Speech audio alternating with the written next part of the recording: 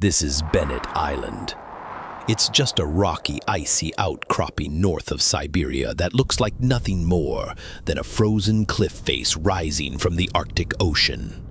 As you might imagine, this is one of the last places on Earth you'd want to be stranded. In 1902, an esteemed Russian scientist was exactly that, left stranded on this island. So this is his horrifying ordeal, and as always, viewer discretion is advised. In the winter of 1903, the chill over the Russian Empire wasn't just from the snow and cold. It was the growing fear that one of their most esteemed scientists, Baron Eduard von Toll, had vanished somewhere in the Arctic's white void.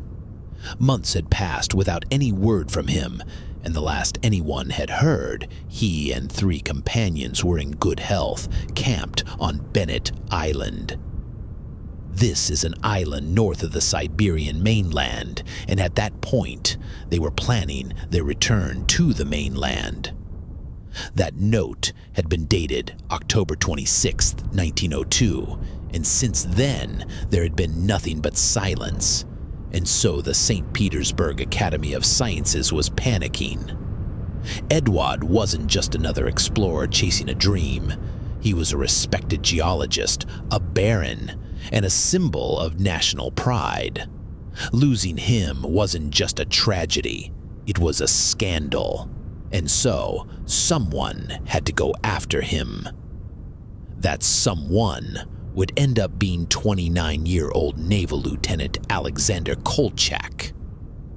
Alexander was ambitious, sharp, and driven by a fierce loyalty, and had served under Eduard during the expedition that caused Eduard to become lost in the first place.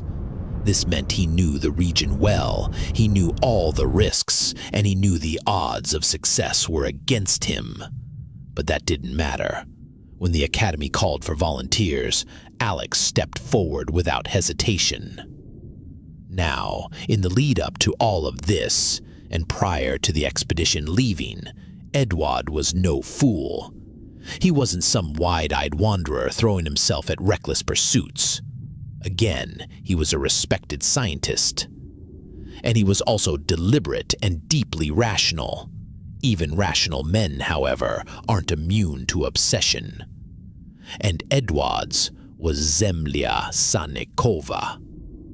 For decades, rumors had swirled in Arctic circles of a mysterious land glimpsed beyond the new Siberian islands. Hunters spoke of a dark silhouette on the horizon of a landmass that no map showed. One explorer, Yakov Sannikov, claimed to have seen it while crossing the ice in 1811. He marked it down on his map and gave it his own name, Sannikov's Land. This sliver of a rumor, and the legend that grew around it, was all Eduard needed. He was convinced it existed.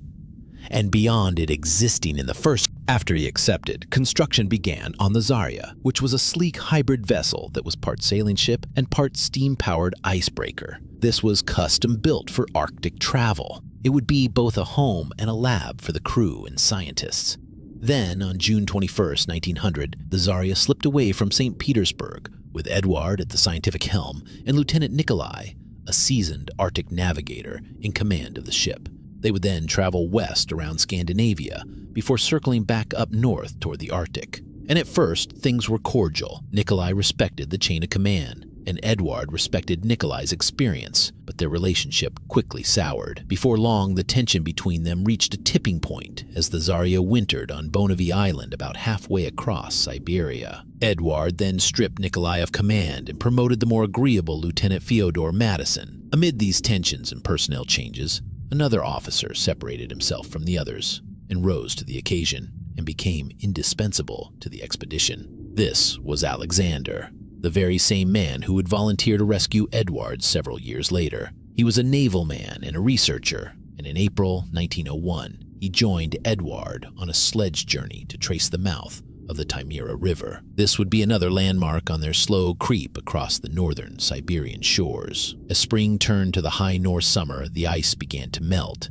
But it wasn't until September that the Zarya could even attempt to move again. Edward then pushed onward toward Zemlya Sanikova and reached somewhere around the larger landmass south of where it was supposed to be. This is a set of islands right between the Laptov Sea and the East Siberian Sea. However, surprisingly quickly, even he was beginning to concede that maybe the island wasn't where it was supposed to be. He then switched his attention to something real, which was Bennett Island. Bennett Island is also north of these islands, and conveniently not far from where Sanikov's Phantom Land was supposedly located. Edward reasoned that maybe Sanikov's land had been a mirage. Maybe it was Bennett Island all along, seen at a strange angle, under a strange light. It was a stretch, but Edward was running out of time and out of ice-free months, and already, despite freeing the ship and scouting the area a little bit, thickening ice flows forced the Zarya to winter once more, this time on Kotelny Island, about 186 miles or 300 kilometers from Bennett Island. Over the course of the winter, Edward began to plan a dog sled expedition.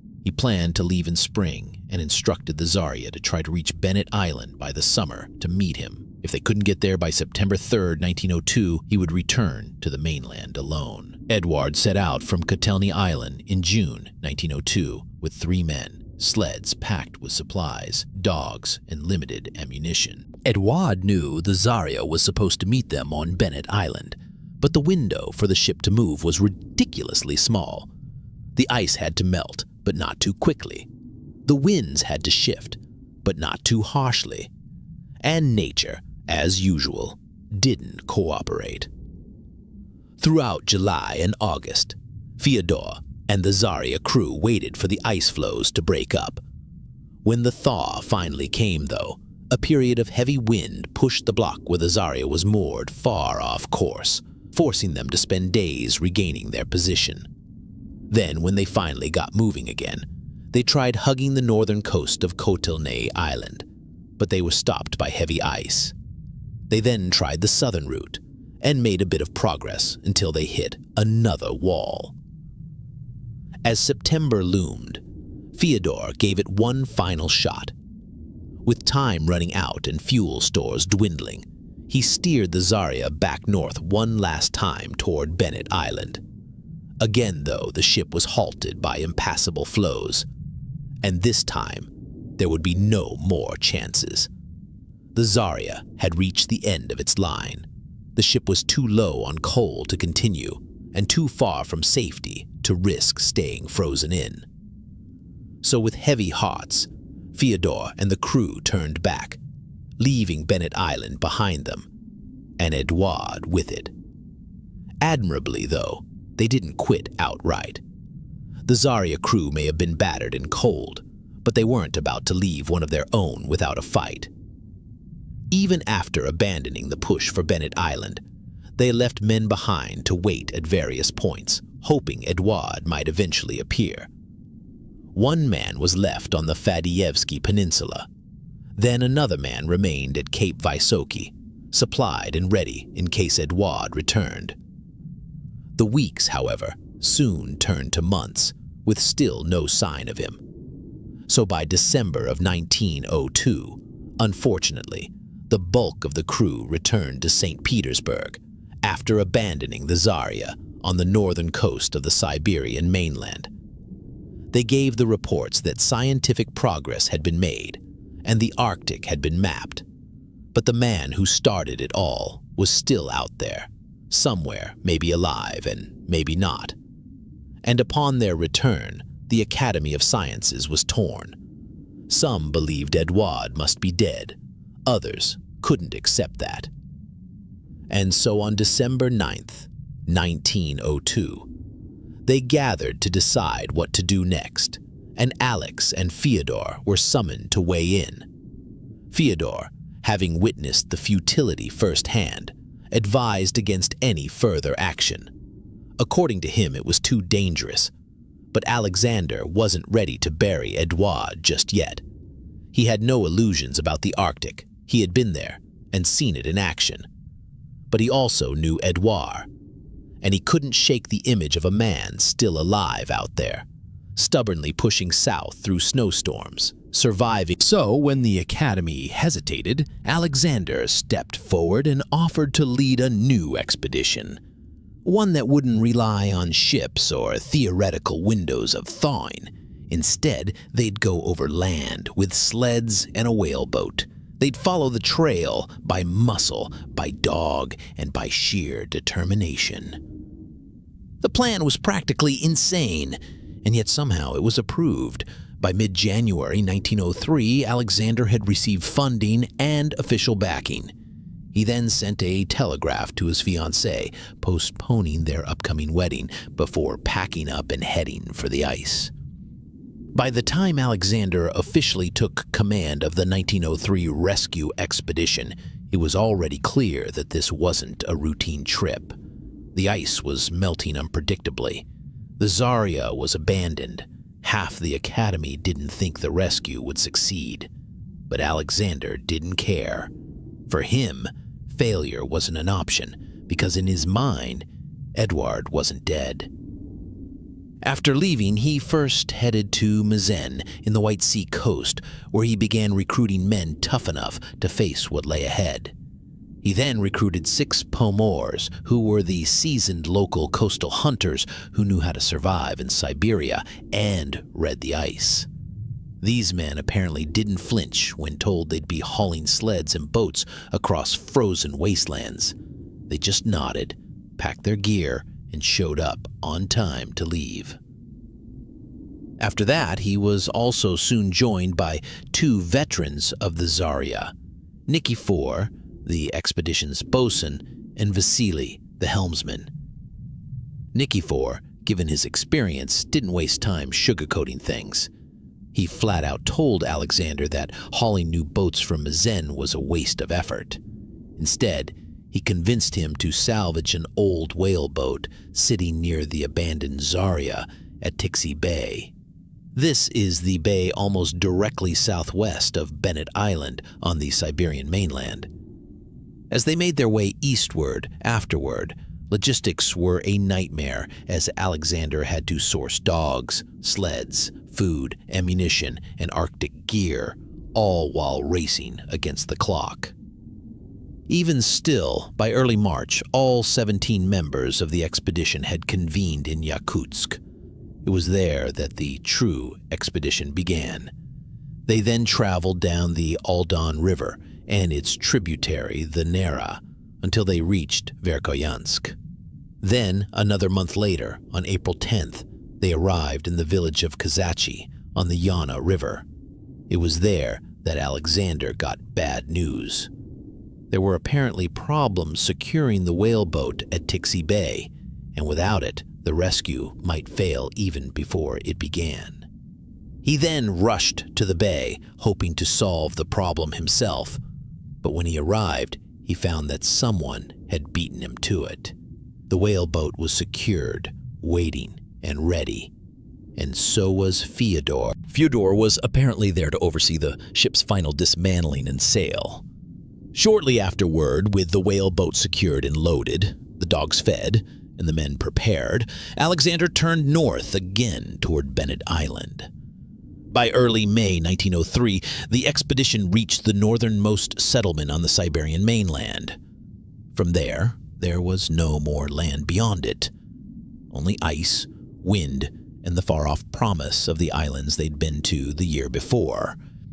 And on May 5th, Alexander and his team crossed into that frozen unknown. 17 men and 10 sleds, each pulled by 13 dogs. Then among them, the whaleboat was literally pulled across the ice on 2 massive sledges, requiring the brute force of 30 dogs and a handful of grumbling men. And despite the incredible endurance they're known for, given the difficulty, the dogs refused to work more than 6 hours at a time. Unfortunately, the humans didn't have that luxury. Movement also actually happened at night, when the ice was firmer. By day, they rested in makeshift camps, and at any time the temperatures could drop low enough to freeze exposed skin in minutes. This wasn't just a rescue mission. It was a war of attrition, fought against cold, time, and exhaustion. On May 23rd, they reached Kotelny Island once again and stopped to regroup. The ice wasn't ready for boats yet, so they hunted to supplement their supplies and prepared the whale boat for open water. During this, they spent most of their time skinning seals, mending gear, and staying alive. Weeks passed, and the ice groaned and cracked under their feet. But finally, by July 18th, the waters began to open. It was finally time, and the team then split into two. A forward group of 7 set out first in the whale boat, scouting a path through the ice fields. The others then followed in stages. Sailing was impossible in many places, so they rowed. When they could row, they dragged. And where they couldn't drag, they waited for nature to give them a break. Along the way, they also stumbled on fragments of the past expedition, and not just supplies. On July 26th, they found the man left at the Fadyevsky Peninsula. He was still manning his lonely outpost and waiting for a sign from Edward. Disturbingly, though, there hadn't been one. Then, farther ahead on Cape Vysoky, they found the other man who had been stationed to assist Edward should he return. He was still there, tending to a camp like a man trapped in a paused moment. But again, there was no word or sign from Edward. The party spent a day resting at the camp before pressing on. From there, they sailed through increasingly open waters using oars and sails, navigating between chunks of drifting ice. Alexander then set foot on the island Edward risked everything to reach. It was essentially a sheer, icy, rocky cliff almost all the way around, except for a few flatter areas. It was wild, wind-battered, and hauntingly empty. But just moments after reaching Cape Emum on one side, they made a discovery. It was a bottle, and inside the bottle was a note and a map. After months of chasing him, here was a bottle tucked into the rocks with Edward's unmistakable handwriting inside. It had been waiting there for nearly a year, sealed against the elements. Using the map, Alexander, Nikifor, and one of the other expedition members set off to locate Edward's last known camp. They then navigated across the fractured ice, jagged terrain, and pushing deeper into the island's interior. And during this, while leaping over a crevasse in the ice, Alexander misjudged the distance and plunged into the freezing Arctic water. He was then pulled out, soaking wet and half frozen, and immediately stripped down and redressed by his men. As horrifying as this might have been to most people, this was hardly an incident, and the group kept moving. Then finally, they reached the camp on the far side of Bennett Island, and Alexander found what he had come for. But not in the way anyone had hoped. There were no people, no footprints, and no bodies. Just more relics. Scattered around the makeshift shelter were scientific instruments, boxes of geological samples, and a partially buried diary. Alexander then read every line of it, and it confirmed what the note hinted at.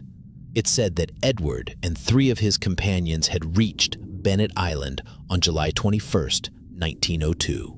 They found that the land was surprisingly rich in wildlife, including reindeer, Arctic birds, and bears.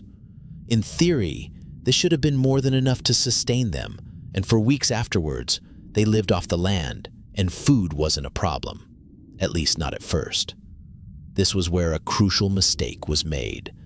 Instead of setting up long-term provisions and fortifying their camp, Edward bet everything on the Zarya arriving again. By the time they realized the ship wasn't coming, it was already late October. Their ammunition was nearly gone, the reindeer had migrated, and the sea was freezing over. They then made a decision that still baffles historians to this day. They left. Edward's final diary entry was dated October 26, 1902, and read, "Today we start on the return trip south. Our traveling supplies are good for 14 to 20 days. We are all in good health. And that was it. No more notes, no other final words. Just a calm confidence in the face of impossible odds. Alexander then spent 3 days scouring the island, only to find nothing. There was no sign of what happened to Edward and his men. It was like they'd simply been erased by the wind. And once they were satisfied that they'd searched every inch of Bennett Island, Alexander made the call no one wanted to make. It was time to go. The men had risked everything to come here, but the trail was gone, and the Arctic was shifting again. Alexander and his men then turned south again. There was no ceremony or moment of reflection, just a boat pushed off the island's shore on August 7th, 1903. They then reached an old camp on the larger island by August 14th and rested there for 3 days. And the men were weary, but not just from the physical grind, but from the defeat they had met at every turn. They had traveled thousands of miles through frozen hell to find that they might never get answers. Alex then decided to complete one last survey of the larger islands, hoping for any sign that Edouard had made it off Bennett Island alive. But again, he found nothing. No shelters, no sled tracks, and no more notes and bottles. And fall was coming fast now, and the ice was forming again. Soon, open water would be hard to come by, and in fact, they would end up having to wait nearly 2 months for the sea to freeze solid enough to resume travel by sled. Finally, in early December, the ice was solid, so they began on sleds once again. Alexander continued forward with the last leg of the expedition looming before him, and then, in Kazachi village, something surreal happened. Amid the bitter cold, Alexander found his fiancée waiting for him.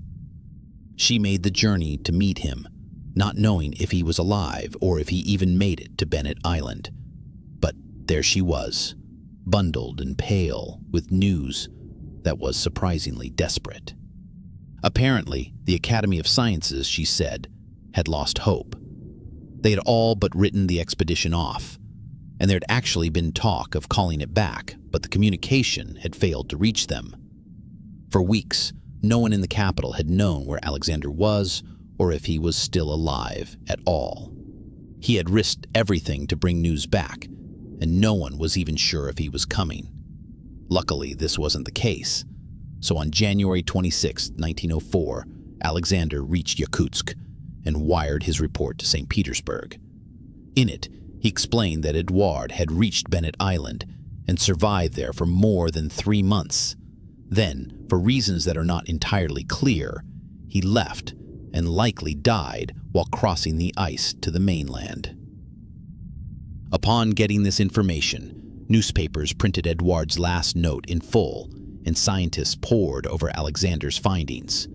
The public then mourned the loss of a man who had devoted his life to finding a land that probably never existed in the first place. As for Alexander, he kept moving forward. Now, it's never entirely clear how well a sense of time is established throughout these stories, but in this case, they were apparently gone long enough, and hope was bad enough that he'd almost been forgotten about. Once they were satisfied that they'd searched every inch of Bennett Island, Alexander made the call no one wanted to make. It was time to go. The men had risked everything to come here, but the trail was gone, and the Arctic was shifting again. Alexander and his men then turned south again. There was no ceremony or moment of reflection, just a boat pushed off the island's shore on August 7, 1903. They then reached an old camp on the larger island by August 14th and rested there for 3 days. And the men were weary, but not just from the physical grind, but from the defeat they had met at every turn. They had traveled thousands of miles through frozen hell to find that they might never get answers. Alex then decided to complete one last survey of the larger islands, hoping for any sign that Edouard had made it off Bennett Island alive. But again, he found nothing. No shelters, no sled tracks, and no more notes and bottles.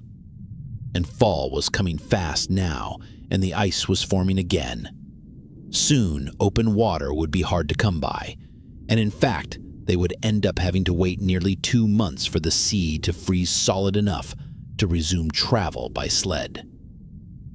Finally, in early December, the ice was solid, so they began on sleds once again. Alexander continued forward with the last leg of the expedition looming before him. And then, in Kazaki village, something surreal happened. Amid the bitter cold, Alexander found his fiancée waiting for him. She made the journey to meet him, not knowing if he was alive or if he even made it to Bennett Island. But there she was, bundled and pale, with news that was surprisingly desperate. Apparently, the Academy of Sciences, she said, had lost hope. They had all but written the expedition off, and there had actually been talk of calling it back. But the communication had failed to reach them. For weeks, no one in the capital had known where Alexander was, or if he was still alive at all. He had risked everything to bring news back, and no one was even sure if he was coming. Luckily, this wasn't the case. So on January 26, 1904, Alexander reached Yakutsk and wired his report to St. Petersburg. In it, he explained that Edouard had reached Bennett Island and survived there for more than 3 months. Then, for reasons that are not entirely clear, he left and likely died while crossing the ice to the mainland. Upon getting this information, newspapers printed Edouard's last note in full, and scientists pored over Alexander's findings. The public then mourned the loss of a man who had devoted his life to finding a land that probably never existed in the first place. As for Alexander, he kept moving forward. Now, it's never entirely clear how well a sense of time is established throughout these stories, but in this case, they were apparently gone long enough, and hope was bad enough that he'd almost been forgotten. Upon his return, though, his name was suddenly everywhere, attached to one of the boldest Arctic operations Russia had ever mounted.